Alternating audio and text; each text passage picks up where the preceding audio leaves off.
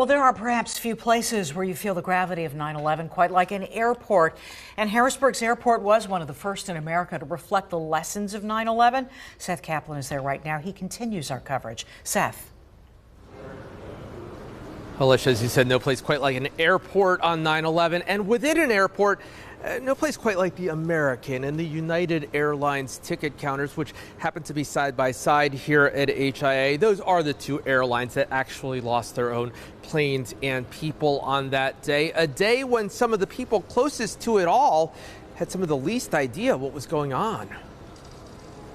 The day's a blur to me. Scott Miller, now an airport leader and its spokesman, back then his second day of work ever at HIA. Yeah, he started on 9/10. I didn't really know anybody, didn't have my badge yet. Because he was so new, didn't have all the real-time communication we have now because it didn't exist. I didn't see the towers fall.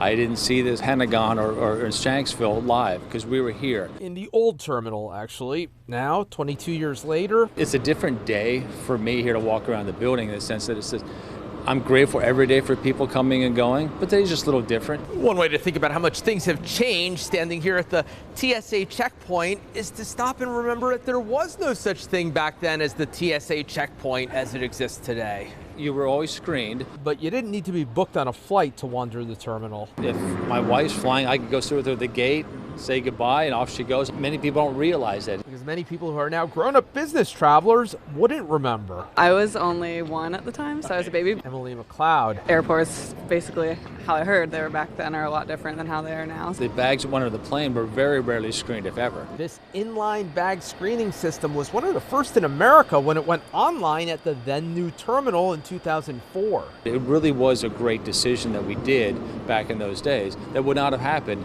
had it not been for 9/11. There's no way to fly on 9/11 without realizing what day it is. But at the end of the day, everybody's taking care of their business and feel secure and safe through our flights. And you're looking back on it, you miss the innocence of the pre-9/11 days, but yet we're used to this process now, and it works very well.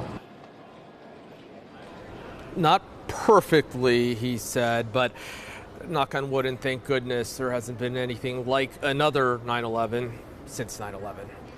Live at Harrisburg International Airport, Seth Kaplan, ABC 27 News. Thank you, Seth.